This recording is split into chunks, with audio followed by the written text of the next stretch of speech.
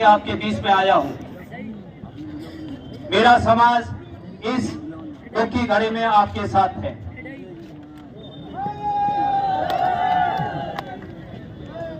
इस तरह की घटनाएं आए दिन हम सुनते हैं कि वहां ऐसी घटना होगी, वहां ऐसी घटना होगी। ये घटना घटित क्यों होती है? इस घटना के पीछे जहां जहां इस तरह के मर्डर केस होते हैं, आपने देखा होगा, जब उनकी हिस्ट्री खुलती है तो पता लगता है कि वो तो हिस्ट्री शीट है, उसके पीछे तो 20-20, 25-25 मुकदमे हैं। ऐसी नौबत क्यों आती है?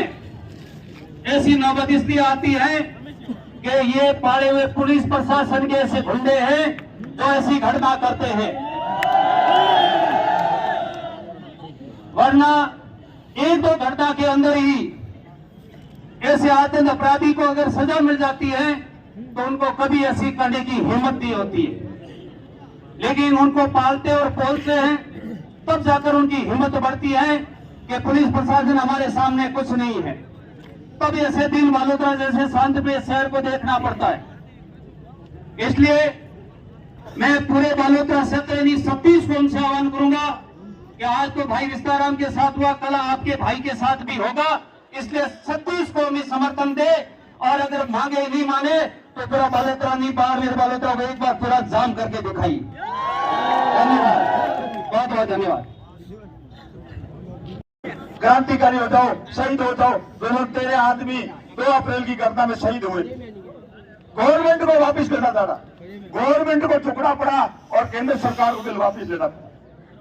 या जो बैठे हैं आप लोग और हम लोग, जो भी पंच पटेल जो भी निर्णय करेंगे साथियों, उस लड़ाई में मेरा भी सिर गिराने का काम मैंने किया है। और बड़ौदी के और बीकानेर की धरती से और लोग आए हैं, कोई दिक्कत नहीं है। लड़ाई को लड़ना जानते हैं, लड़ाई को जीतना कैसे वो भी जानते हैं। कई बार हम लोग बातों में आ जाते हैं। कल मदन जी पटावा साहब कह रहे थे कि क्या दिक्कत है भाई पैकेज देने में, दूसरों को आप देते हो। मैंने तोल जी का भाषण सुना था। आज लोग अपन लोगों को सुविधा के लिए, अपने रोजगार के लिए भीख मांगनी पड़ती है। इस भीख को चेंज करो और अधिकार में बदल दो। ये हमारा अधिकार है, आपने मर्डर किया है, आप मर्डर का मुआवजा दीजिए। इसलिए साथियों, लंबा चौड़ा नहीं बोलता हुआ और वक्ता बोलेंगे। मंगनाराम जी गेटली जैसे आदमी आए हुए हैं, मुझे तो भागीदारी करनी है। मैं आर्थिक स्थिति से भी ठीक हूँ, मैं आर्थिक स्थिति से भी ठीक हूँ। और लोग आप लोग आएंगे और ये काम बढ़ता रहेगा। जगह बढ़ाते रहो, आवाज मत करो, आवाज मत करो भाई। आप हम लोग अनुशासन ढंग से जो भी हमारे मुखिया आगे आगे चलेंगे, उस रैली में हम लोग भागीदार बनेंगे और रैली को मजबूत करना है। हमारे बीच में मेघवाल समाज के राष्ट्रीय अध्यक्ष माननीय रूपाराम जी मेघवाल साहब आगे और आते रहेंगे, और इस दुख की घड़ी में समाज के लोग, दूसरे समाज के लोग जुड़ते जाएंगे। मुझे जो भी आप लोग जिम्मेदारी देंगे पंच पटेल, उस जिम्मेदारी को वहन करने के लिए तैयार रहेगा। दोस्तों, इस क्रांतिकारी लड़ाई को आपको लास्ट तक लड़ना है। जय भीम, जय भारत। सुधारने का मन बना रहा था। अगर एक आध दिन का न्याय नहीं मिला तो इस आंदोलन को और बड़ा कैसे किया जाए, दिल्ली जयपुर में आवाज कैसे उठे, इस बात का मैं प्रयास करूंगा। मैं लोकसभा के अंदर इस मामले को उठाने का प्रयास करूंगा। लोकसभा चल नहीं, बार बार स्थित हो जाती है, लेकिन मेरा प्रयास रहेगा कि विस्ताराम जो छोरे की भाई जिस निर्मम हत्या बाजार के अंदर की, इसके परिवार को न्याय मिले। जो भी हत्यारे हैं उनकी गिरफ्तारी हो और उनको सजा मिले, परिवार को आर्थिक पैकेज मिले।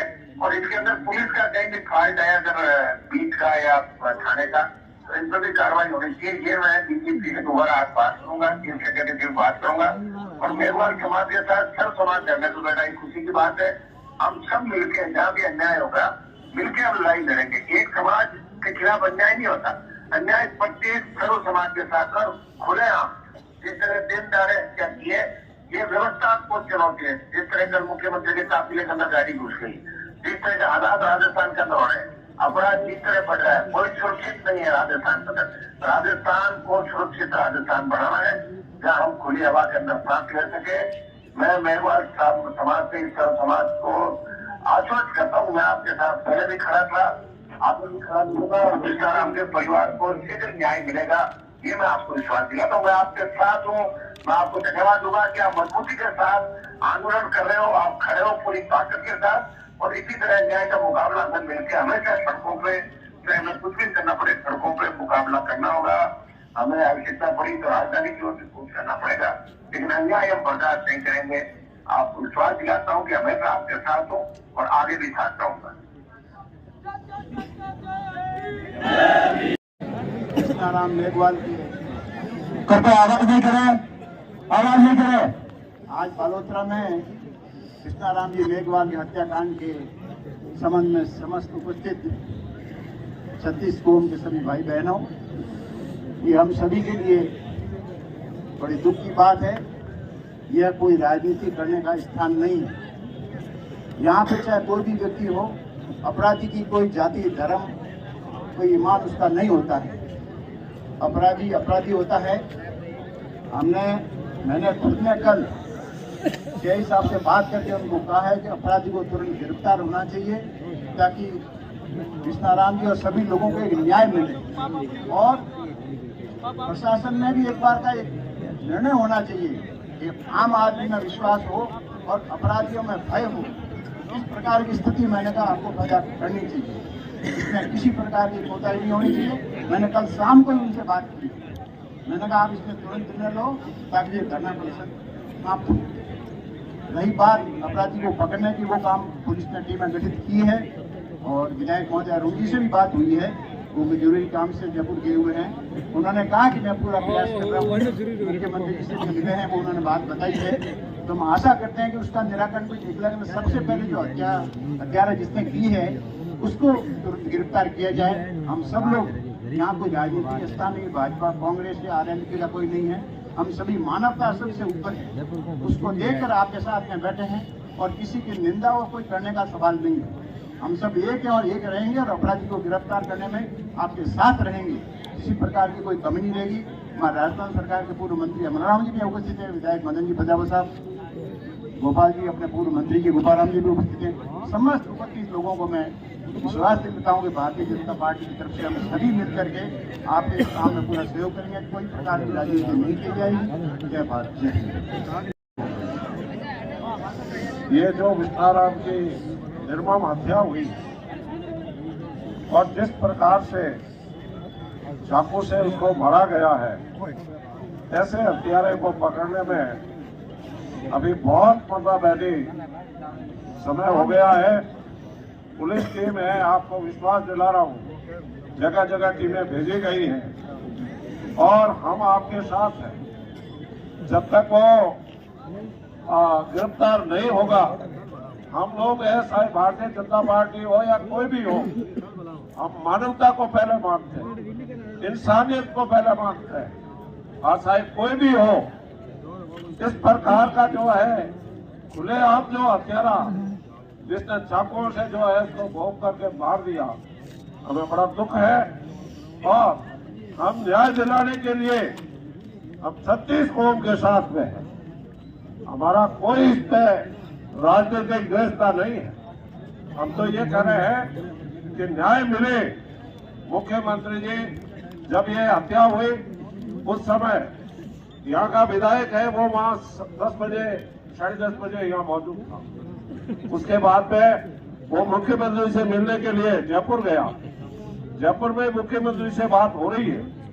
इस प्रकार से जो भी पैकेज मिले, ये शेड्यूल कास्ट का सवाल नहीं है, हर इंसान का सवाल है कि अगर किसी भी इंसान को अगर इस प्रकार से खुलेआम जो है उसकी हत्या की जाए, वो निंदनीय है। मैं उसकी निंदा करता हूँ जिस किसी ने ऐसा कृत्य किया है, और आपको विश्वास दिलाता हूँ कि न्याय में कोई कमी नहीं रखेंगे और दिलाने में हम लोग आपके सबके साथ। धन्यवाद। आज घटना को करीबन 3 दिन हो गए और बात वही की वही अटकी है, कहीं आगे नहीं बढ़ी, प्रशासन की ओर से भी कोई ऐसा रास्ता नहीं निकाला गया कि इसका समाधान हो सके। हमने ये भी देखा है कि अपराधी कितना भी बड़ा हो, अपराधी कैसा भी हो, अगर दबाव नहीं हो ऊपर तो वो 3 घंटे भी प्रशासन से बच नहीं सकता है।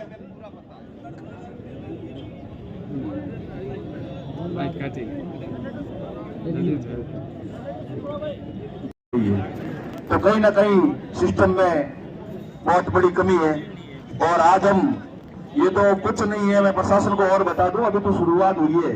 प्रशासन कान खोल के सुन ले, जल्दी से जल्दी हमारी मांगे मान ले, इसी में प्रशासन और सरकार की भलाई है। अभी तो शुरुआत हुई है, फिल्म पूरी बाकी है। तो मैं प्रशासन से ये अधिकारी बैठे हैं, इनसे यही कहना चाहता हूं कि हमारी बात आप ऊपर तक पहुंचा दे और हमारी बात जल्दी से जल्दी मान ले, इसी में शासन प्रशासन की भलाई है। साथियों, आप हमारे साथ नारा लगाएंगे, पर्ची सरकार मुर्दाबाद, पर्ची सरकार मुर्दाबाद, पर्ची सरकार मुर्दाबाद, अजय मुर्दाबाद, स्थानीय विधायक मुर्दाबाद, स्थानीय विधायक मुर्दाबाद, सामंतवाद मुर्दाबाद, सामंतवाद मुर्दाबाद, हमारी एकता जिंदाबाद,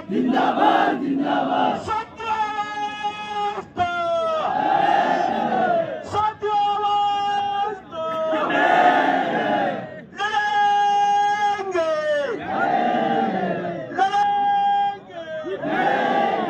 हमारी एकता जिंदाबाद, कभी तक नहीं सहेंगे, कभी तक नहीं सहेंगे। स्थानीय विधायक मुर्दाबाद, पुलिस प्रशासन मुर्दाबाद, पुलिस प्रशासन हाथ दो, पुलिस प्रशासन हाथ दो और हाथ में काम करो, नहीं तो कुछ खाली करो।